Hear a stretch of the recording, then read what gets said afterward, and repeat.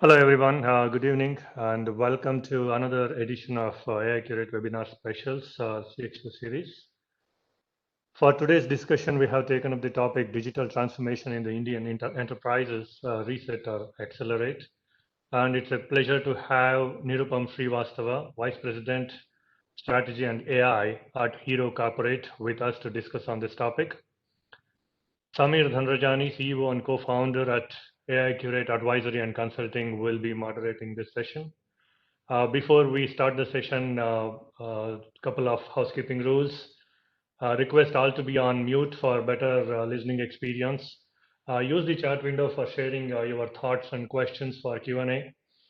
We are also recording this webinar, and this recorded webinar will be made available on our website www.aiqrate.ai and also on our YouTube channel. Now, introducing today's guest. Nirupam has been involved with overall strategy and leading AI initiatives across the group companies of Hero Corporate, which has diverse interests in education, healthcare, financial services, manufacturing, real estate, and arts. Nirupam has more than 2 decades of deep experience in developing and executing growth strategy for Indian as well as multinational companies in a diverse set of geographies like US, Singapore, India, UK, etc. in various industries. Before Hero Corporate, Nirupam has led IBM strategy and transformation consulting practice, focusing on business and customer strategy. He led development and launch of big data products as Director of Strategy and M&A for India and South Asia at LexisNexis, led multiple acquisitions in the IoT space as Head of Corporate Strategy at Schneider Electric. He has also worked with Infosys and Nokia Networks before his MBA. Nirupam is an MBA from the founding class of Indian School of Business and BTech in Electronics and Communications from NIT Kurukshetra. Nirupam, thanks for joining us in our CX webinar series today. We'll now hand over the session to Samir. Samir, the session is yours now. Thank you. Thanks, NK, for the introductions. And Nirupam must say, I think we've been talking for quite some time, and it's great to have you finally at our webinar session.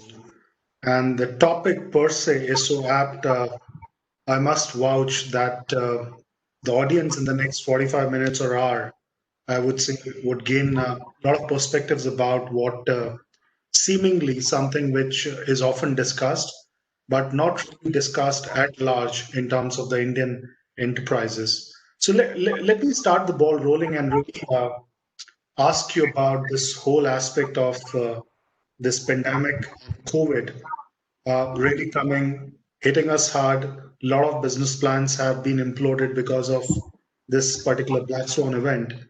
And really believe, I think one of the things which has really come as a silver lining, there is no ifs and buts around digital transformation. It's a reality.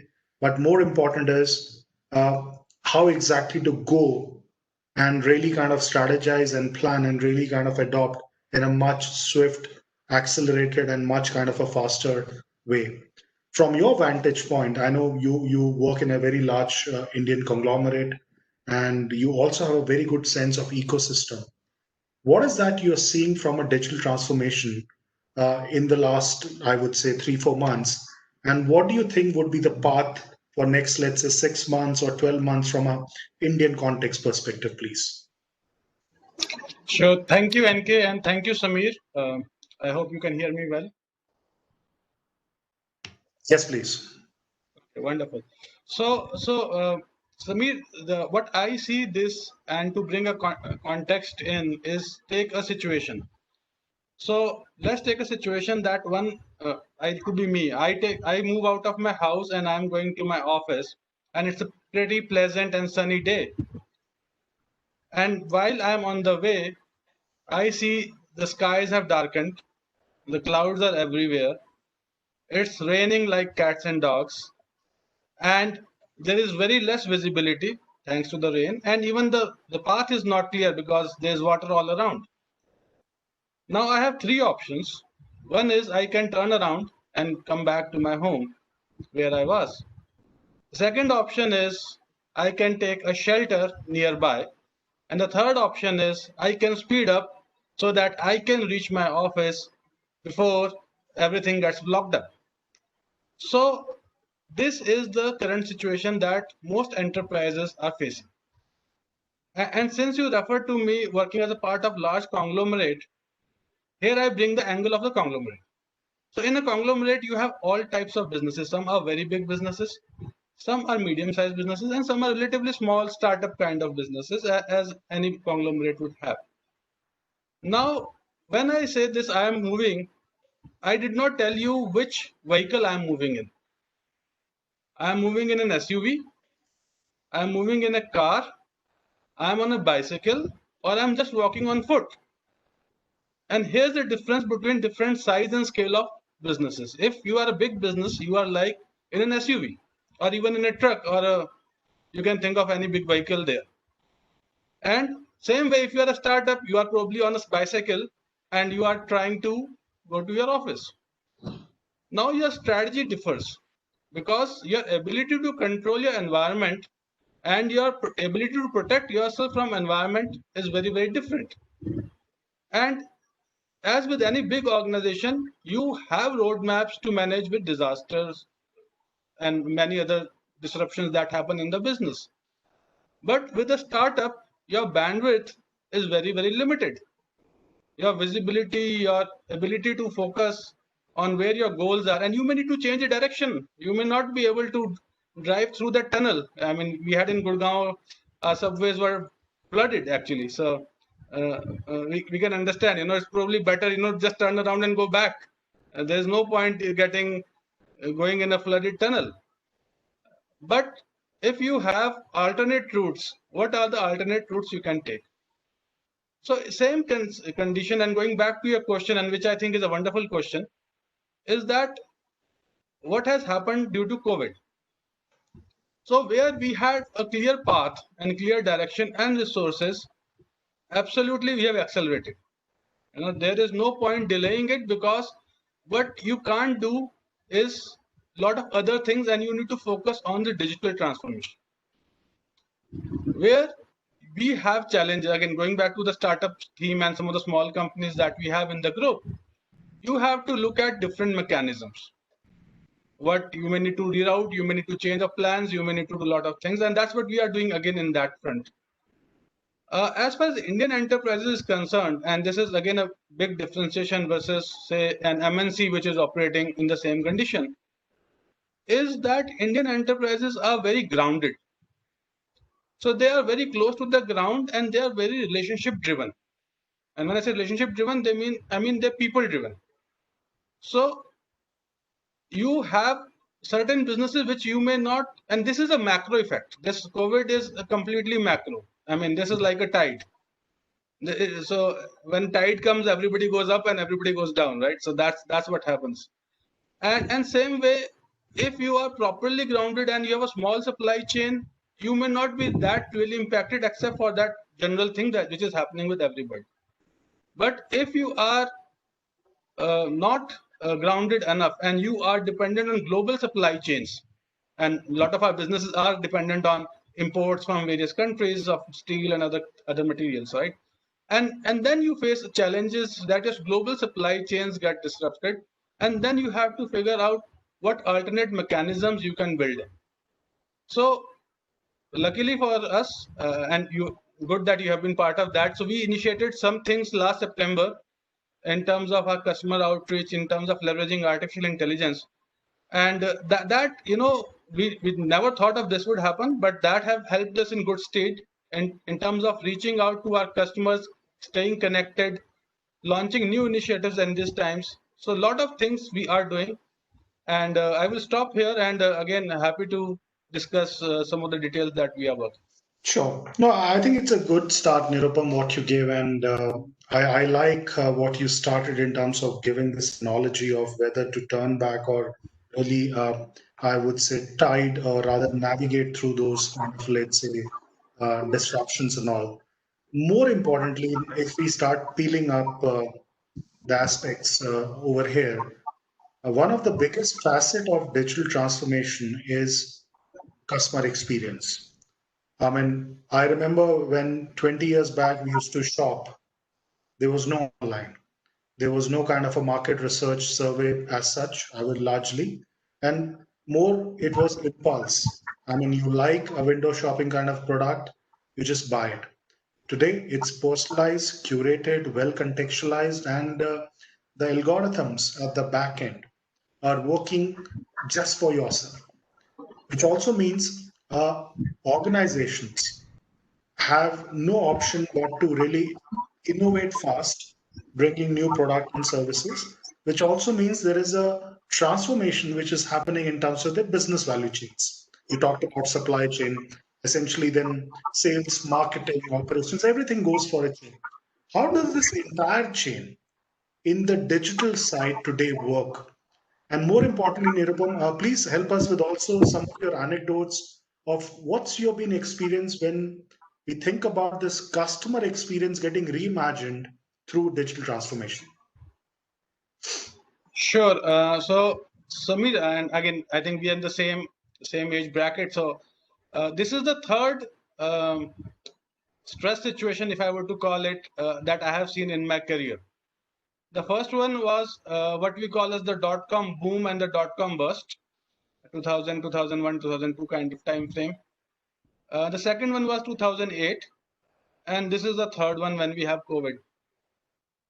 So in dot-com boom, it was primarily driven by the fact that people realized that they can do work online.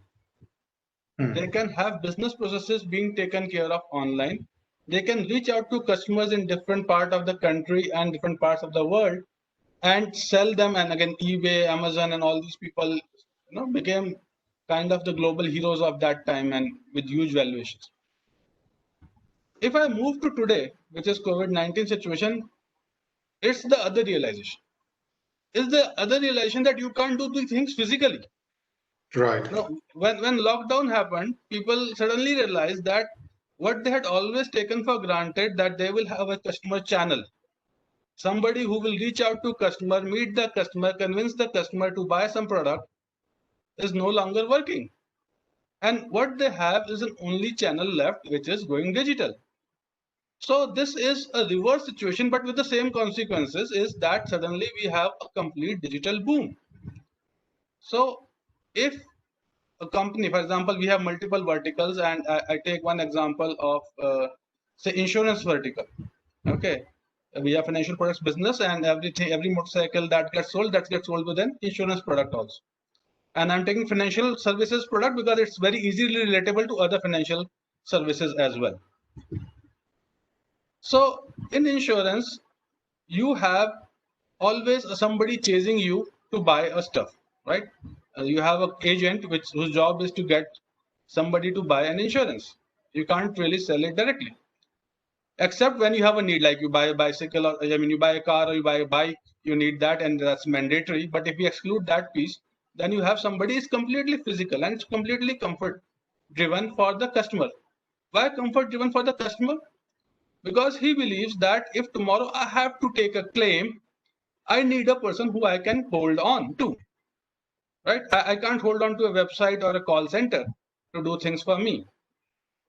When digital transformation happened in this space, the first thing that, again, there are different people who are working in this, including us. So Policy Bazaar was, for example, one of the leaders in terms of transforming this space, getting people to buy insurance policy online, and did a lot of marketing and education in this space.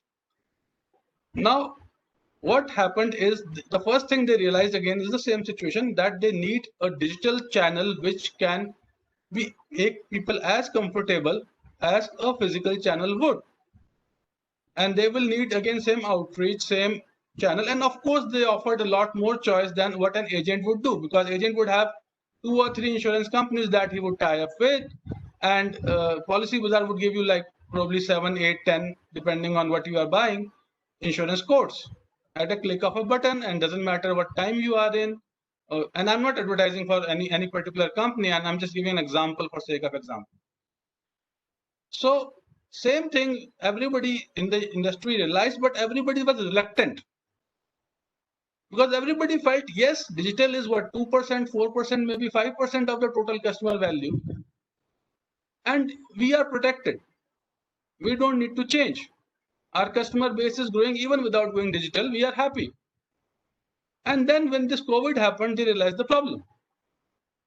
They realized the problem is that unless there is an online network available which agent can use, and a lot of companies have now mobile apps which agents can use, which channel can use, and even customers can directly buy from various websites of the companies or brokers like we are. So that makes a whole transition possible. And that's just the first start point. And I come back to your customer experience point. So just issuing a policy is not the result that customer is looking for. He is looking for a complete experience. He has a query. Do you have a customer service rep? If you do not have a customer service rep, do you have a chatbot which can answer his query in real time? And again, if it is not chatbot, can he call on the phone? So there is a voice bot. And can he ask the same question?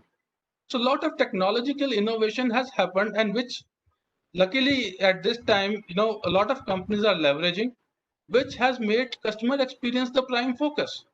Because customer is not going to, again, going back to my analogy, customer will say who I can catch hold of. And if you are not available, customer is not going to stick around for long.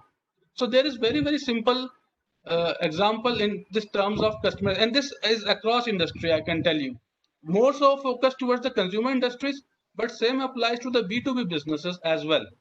Customer will see, can I see where my product is in your value chain? You talked about the value chain, right? So unless we can bring a visibility into the entire value chain, he needing to know where, when, how he can get his product. That's otherwise customer is not going to trust. And So that's if I where think that, Nirupam, and yes. you gave a good, I would say, rendition of how customer experience needs to be also nudged and triggered by the organization so that customers are aware on a preemptive basis what's coming to them rather than being more reactionary. But there is a fact over there when we talk in the Indian context, and I'm being generic over there. There are three sets of challenges or the problem areas. One is this whole word, what we call legacy, legacy application, legacy based systems, and a lot of, I would say, friction between those business processes. Second is the aspect about culture. Seems to be an inertia led culture where anything sometimes becomes more like a headwinds or kind of a, let's say, a dissonance within the, I would say, management or even the larger ecosystem of the organization. Third is the talent. I mean, even though there is a top buy-in, usually talent somehow seems to be missing in terms of really getting adequate understanding of what digital transformation is all about. What do you think should be done? And this I'm saying generically in terms of taking your inputs and suggestions, largely for the Indian organizations which are facing these challenges on the digital transformation journey, what they should be doing to overcome these three areas. And there are probably, I'm sure there are more as well, but what would be your suggestions and inputs over there, please? No, wonderful question, Samir, and thanks for bringing it up. I will take this in the other way around, the order that you mentioned. So first was legacy, second was culture, and third was people. I would flip the order and I will start with people, and then we can move to culture, and then I will Sure. talk about the legacy systems. I think the biggest asset in current situation is people. And I'm not just talking of general people, I'm talking of people who are digital savvy, who understands where this transformation can lead to, can envision this transformation, can lead this transformation, and can drive results out of this transformation. And let me also add in that all such transformations will not be successful. Okay. So there is, in a regular time, you have, depending on what transformation you are looking at, you have a certain success rate. In COVID time, you have actually even much lower success rate because you are working in a very constrained environment. But and hence it's very, very important to reprioritize and recalibrate the kind of resources you have and the projects that you are taking up. So the first and most important factor is people, and I have seen this as, what organizations have done is actually ramped up hiring. We have done this, and I see a lot of other organizations have done this. So ramped up hiring for people who have understanding of how the business transformation is going to happen in terms of their digital roadmap. So people is the most important thing, and I can't berate it any lower. So this is something which a lot of organizations who do not have the right set of people are struggling badly, and I can tell you that, because this is the time to transform. You can't be now the think that let's have this COVID pass over us and then we will see what we need to do. That's not going to be a survival strategy unless you are really in a big strategic advantage position with a big moat. You will see a lot of other competitors taking over you by the time COVID goes away. The second element is, and I keep hearing my HR, person saying this, and I'm talking about the previous HR person. She's bang on. She says culture eats strategy for lunch, right? So culture is absolutely critical, and it's not just transformation in terms of, as you mentioned, reluctance to change. It's also a lot of organizational dynamics in terms of the silos and the power centers that have got.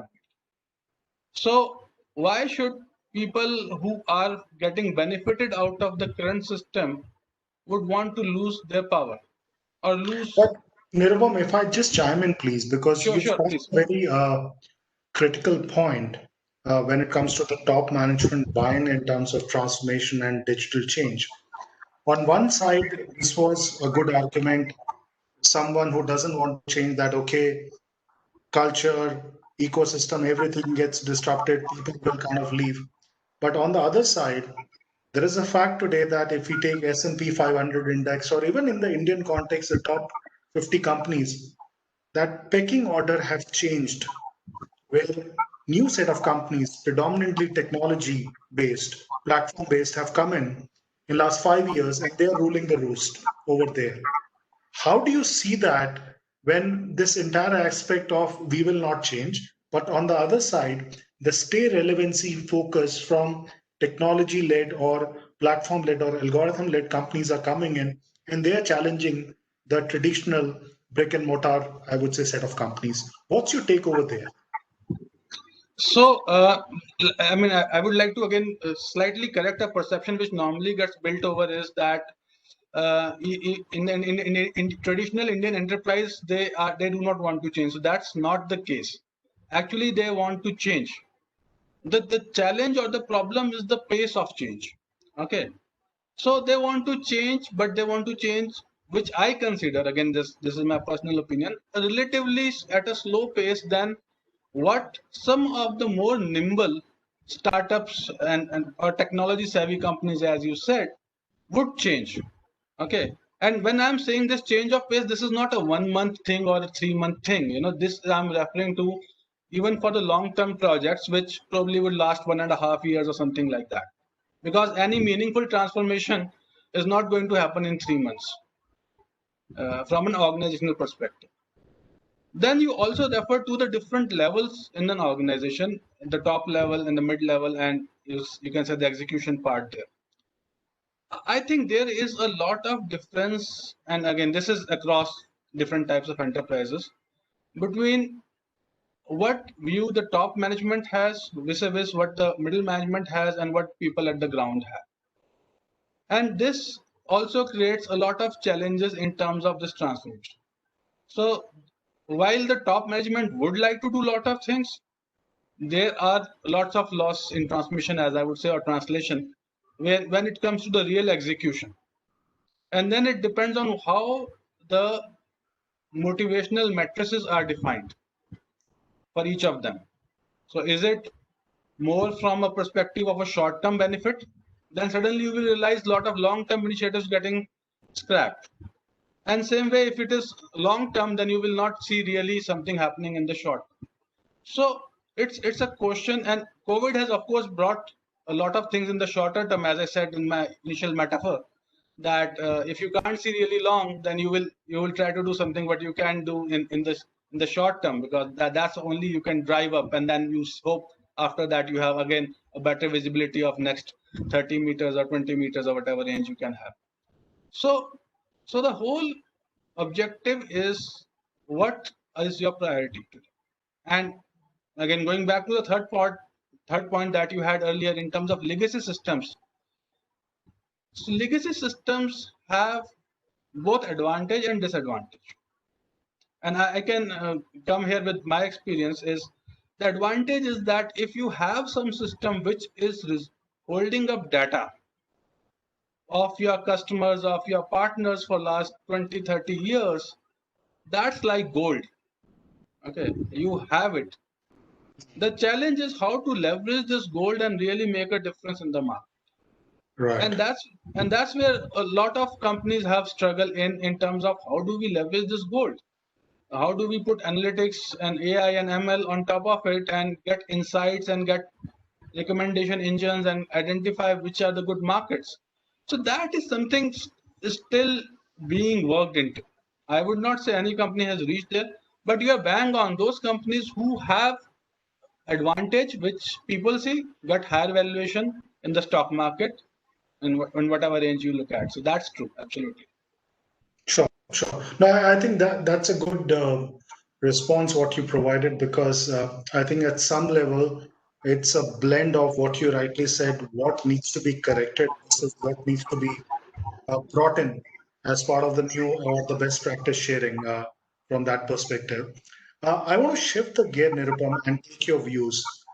Good part is that you worked in a very diverse set of industries and very, I would say, on both what we say the consumption side as well as provider side. Now, digital transformation is also a monetization tool for a lot of consulting and technology companies. Now, it was fine until COVID, at the start of the COVID, that what they were preaching, or this is how the digital transformation road mapping journey assessment should be, versus now, where the companies who are adopting digital transformation have realized that there has to be a very concrete benchmarking, a very kind of a tangible business outcome which needs to come in. So, from your vantage point, and I know that you interact with many of these IT players, consulting companies, niche and boutique players, how do you think they have evolved in terms of providing a very good playbook of digital transformation in terms of adoption? Do you think it's still far off, or they're at this stage where they know what needs to be done, or there's something in between? I think that it is a godsend opportunity for them, especially if they have relationships with the clients who they are targeting and some level of trust. I think today every industry is looking for people who can help them transform, whether it's in terms of infrastructure, which is the cloud service providers, Google, Amazon, AWS, or Microsoft, whether in terms of SaaS providers, whether it's Salesforce or other people or any other solution provider, or whether in terms of people who can program manage. Even the PMO's part is actually being taken ahead. So there is a huge opportunity I see, and everybody is looking out. We are looking out for people. Everybody is, I think, looking out for people who can help tide this time over, because internally most of the people are now also bit resource constrained, because suddenly you want to do things which you would have planned for 6 months or 1 year in now 3 months. So you can't squeeze timeline without adding more resources. So, and lot of things have suddenly moved in a very different scale. So initially you might have said, okay, at least my company employees get access to this platform is enough. Now suddenly you said not just company employees, but I want this system to be accessible to all my vendors. Right. So suddenly the scale has changed drastically. And how do you do that? Same way, a lot of people are mentioning issues around cybersecurity. Earlier, which was your protected domain was your network. As long as you protected your network and everybody who's accessing from your network, you're pretty safe. But now nobody's accessing from your network. Everybody's at home. So they are accessing it from the internet. So you have to make sure things are stable, safe, secure. And there are lots of opportunities, again, for each of these service providers and consulting companies where I mean, a lot of people were happy with their own infrastructure. They have servers at offices which take care of it. Now everybody is looking at a cloud service provider so that they at least have multiple backups. They don't want to, one system failing and things going down, because now customers are dependent on this channel, this platform. So I see a lot of potential, especially for those people who have built in certain relationships. The challenge is for those who are starting up. So if you have a product or a solution or a service in the market, you have a real opportunity out there. But if you do not have one and you are thinking of creating one, and I have a lot of startup friends who have caught in this wrong time also, and I'm telling them, boss, this is not the right time, because by the time, even if you build this product and service out into the market, your competitors will have taken the entire customer set. I mean, this is the opportunity time. So if you either you can take it now, I mean now in the sense next 3 months, or you can forget about it, because they would already be signed up with somebody else, and then they would have the same question of you talking about legacy. So that will become their legacy system, and they will have challenge transforming it to somebody else, which is you. So there are opportunities in this case, and there are challenges in this case. So it's up to the company or the service provider to see where they lie and select their customer segment accordingly. And I would also add that a lot of customer segments are also customers, rather not segments. Customers are also may not be the right customers for a lot of these service providers. For simple reason being, they are frozen. So you may not want, or any service provider may not to bang their head against the wall. I mean, let them come out of their cold, frozen state, and then it's better to work with them. So identify which is the priority area for them, and then just work on that instead of doing what you do. So that's where the startups need to change, transform the service offering into what customer really needs now, vis-a-vis what they are good at. So this is my view of this market. But again, I can tell you a lot today has moved from inside an organization to these service providers. Sure, sure, sure. So one of the thing also, and I'm trying to kind of extend this particular perspective further. One of the thing which is also a misconception around digital transformation is, oh, it's a confluence of new age exponential technologies. Bring in AI, bring in blockchain, cybersecurity, cloud, and things will happen.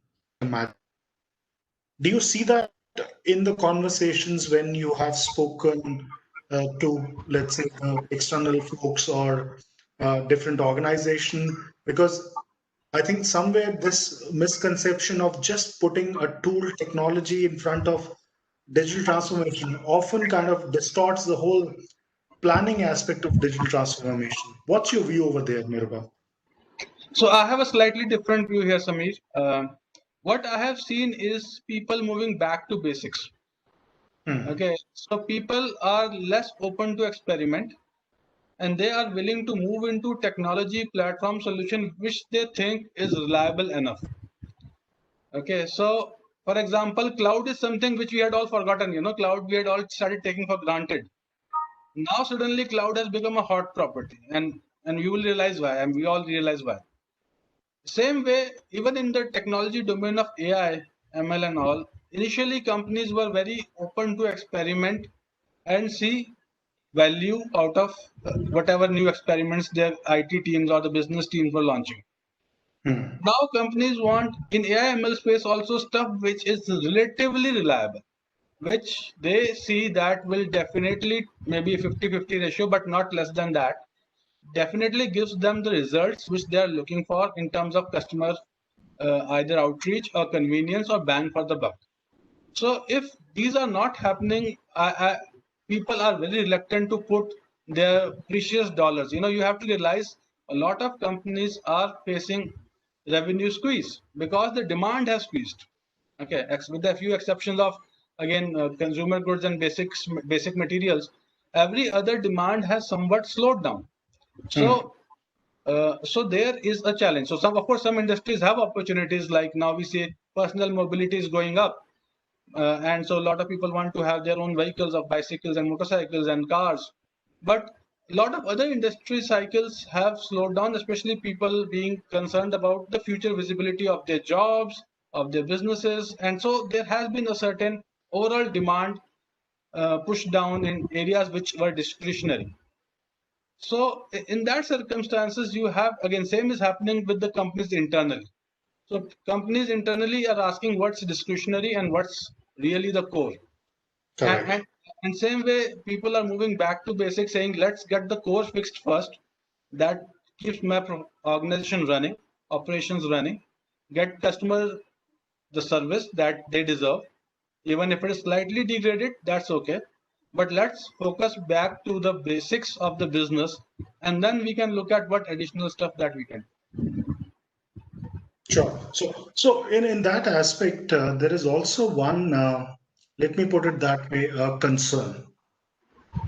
Concern is, and this was something which you talked about in the earlier part of your narrative, when all these things happen, the talent, the people somewhere gets a bit anxious. And I want to relate in terms of automation, RPA. You mentioned about chatbot, voice bots, and all. Now, there is a big set of concern amongst many sections of the professional that automation will take their jobs. They will be displaced.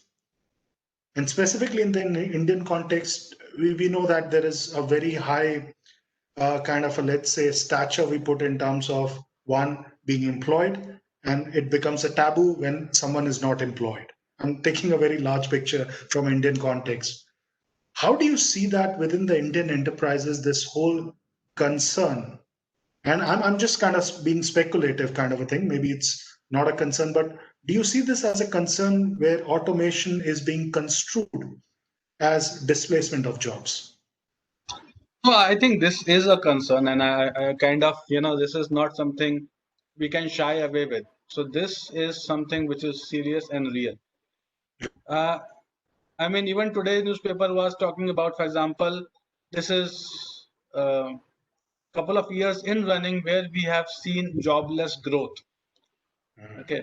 So, and you also brought in a very important social perspective to it in terms of a person being in the job or having something to do versus not, and social stigmatism around that situation. That's real. I mean, and the role of technology in terms of automation, AI, is both ways. Okay, it also helps people get jobs, but it also eliminates lots of jobs.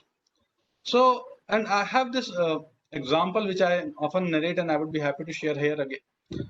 So, if you look at, if the automation is being used to take care of market inefficiency, okay, then it creates jobs.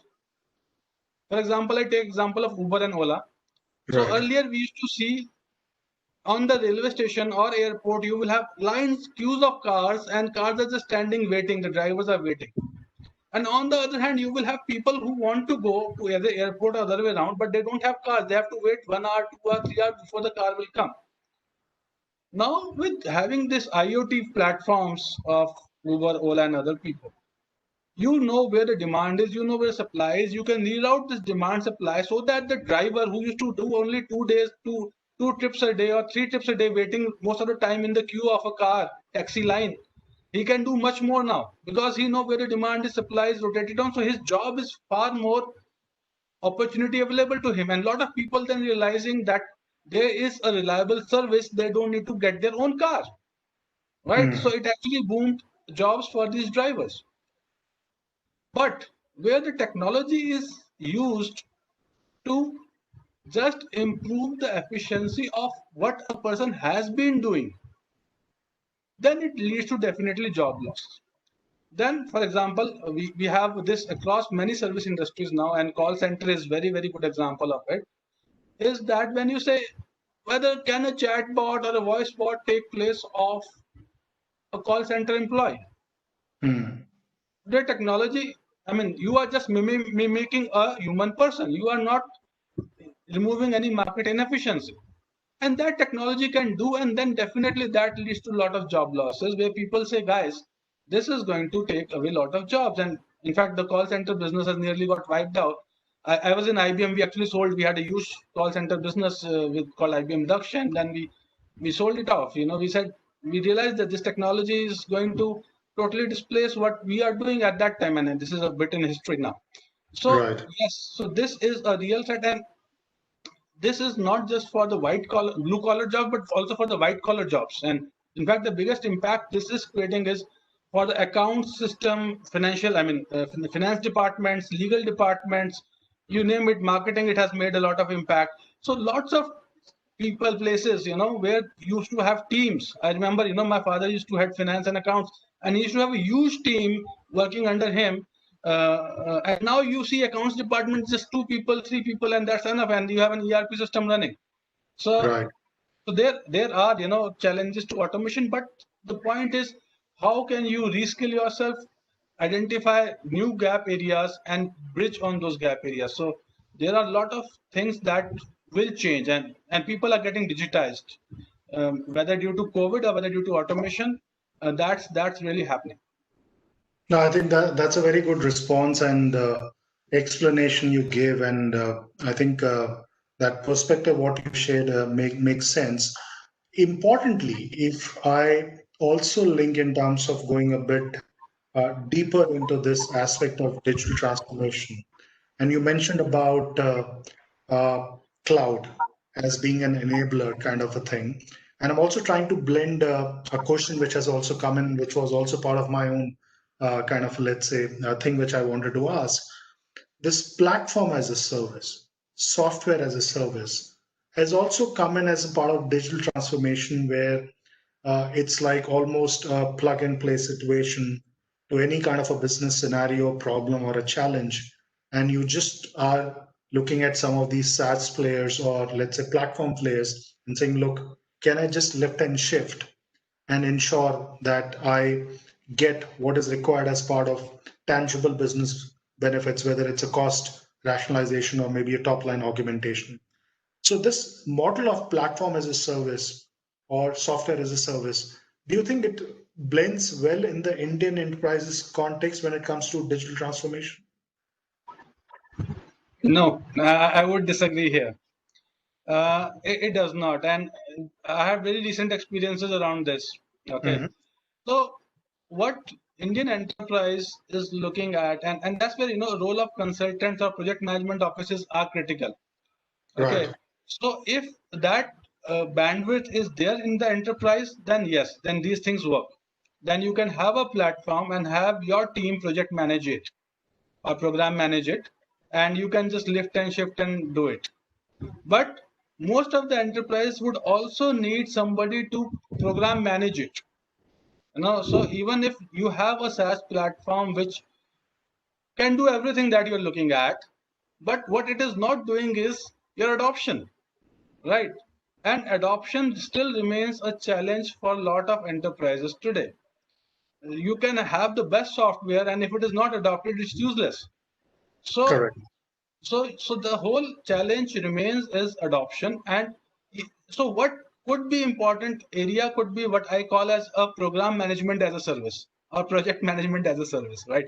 So that would be in fact much more suited to what an Indian enterprise would look at, because you are anybody can buy a software today. SaaS players are enough, and a lot of them are very mature also now. They have been running for last 10 years, 15 years, and they have a product which is sufficiently mature, takes care of probably 50 to 70% of your needs. Every organization is different, so I will not say they will take 100% of your need, but you can say 70 to 80% of your needs are getting fulfilled. 20% customization here and there.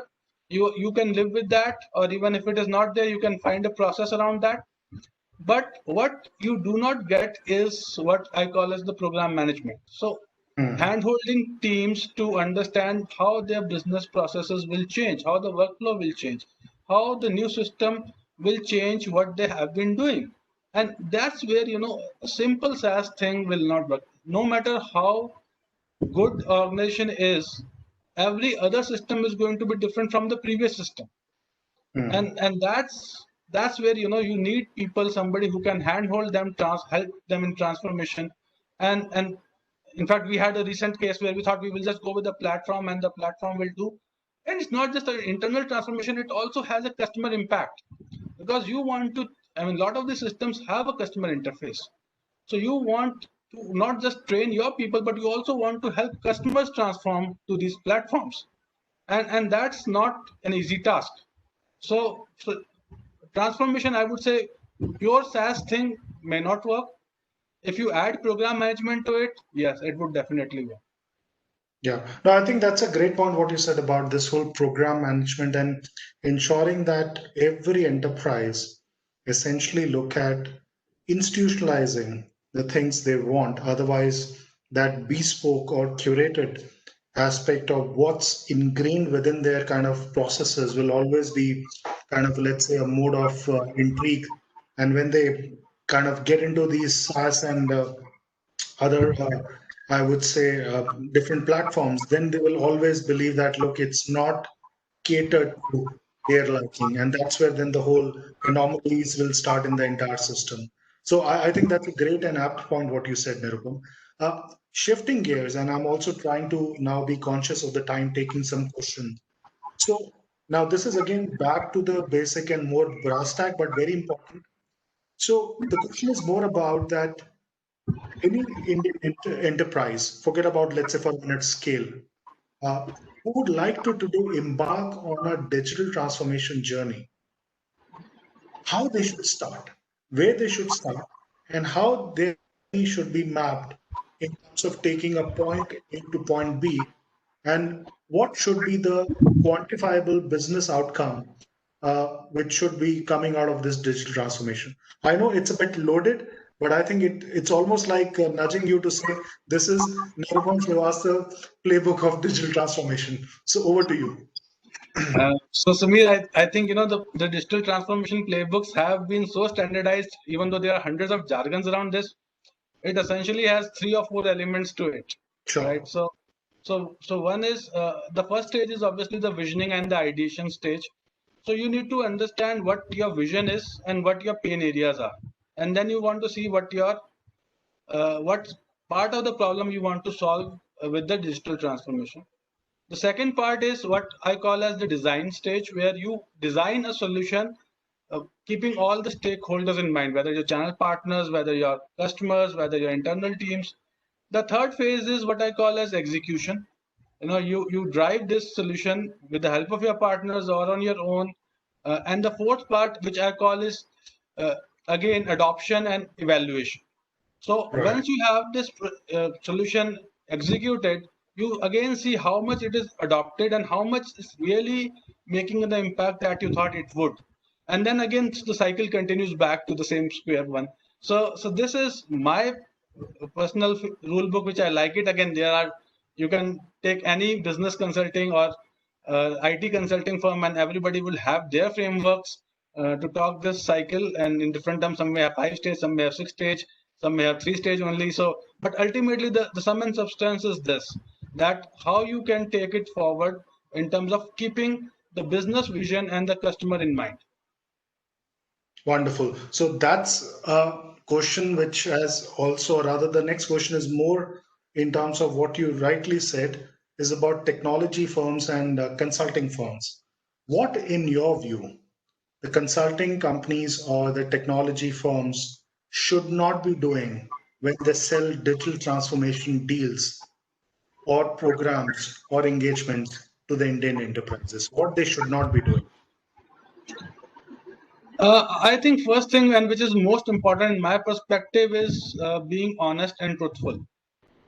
Okay, so what I realize is, and everybody does this. I have been part on that side, so I know this. Um, See, you need to entice the customer, but don't make such a claim where the customers falsely believe something will happen, which then will never happen. Because Mhm. nothing is bad than an over promise and under delivery situation. So lot of companies do come with lot of big and fancy promises, and either the client knows it's not going to happen, or the client buys the theory but then suddenly realize when it's done or when in the midway that this is not going to happen. And then such a setback for the client in terms of the trust that he has placed either on the solution or the partner. Then it's a real situation, and then it actually puts the entire digital transformation on the reverse gear. because then suddenly the organization says, we did this, it did not work, Right. right? And then everybody will say that same example for next 20 years. Okay, so that's the biggest challenge I have seen. The second is what we have seen right now is really understanding the customer pain area instead of selling what you can sell. And this is again a very common trap, which especially with lot of successful consultants that happen. They are so good in one particular or two particular 10 particular areas that they invariably try to push their product or solution to the customer even when the customer does not really need that. And this happens many times very subtly in terms of over engineering. The customer needs a simple software. You will say, no, I will give you with 10 additional features which he never needs. And that's, is again a pain area, which in my opinion, consultants should avoid doing that, because it may just increase the cost for you and for the client, but it will not give result and ROI will be much lower. And the third thing, which is a bit tricky, is what always client looks for is a long-term partnership. So are you willing to stand by that uh, business or enterprise for the long term? So that would also mean that the consultant or the service provider needs to upgrade himself. A lot of consultants don't do that, unfortunately, and that's where the problem is. They are good for one thing, but then the client is left holding, looking out for somebody else or something else. So constant upgradation at the consultants end is equally important. For example, we had in IBM a lot of engagements where we said we will give you savings year on year, right? So unless the partner is updating himself in terms of newer things to give value to the customer is not going to be happy about it, as simple as that. So there is a lot of learning that a consultant himself needs to see is what's happening in the market. So I will stop here with these 3 points, but again, there's a long list, so we can discuss that some other time. Well, I think that's a good set of thing what you said. I want to take the last question, Nirupam, and very interesting and pertinent one, I would say rather. Uh, it's often said that any change, any transformation needs to start from top. CXOs have a very, I would say, their own specific approach how they see digital transformation. In your opinion, what should be done to evangelize or bring more awareness in the boardrooms, in the CXO's mindset, and also the top management around the digital transformation, what it needs to be and what it should not be? How does this entire evangelization should happen at the top level where they see not only the benefits but a larger aspect of staying relevant in the long term? So I mean, this is probably the most toughest thing to do, actually. So how do you make at the top level understand what the real challenge is, and what happens? And I link it back to the previous question and the first point I mentioned. Lot of CXOs go by the marketing hype.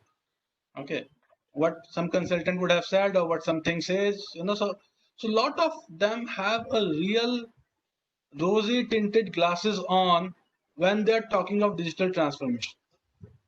Okay, so they think, let's do this, and this is kind of a miracle wand from Harry Potter, and this will solve all my problems, and I am pretty much done with it, and this will happen tomorrow.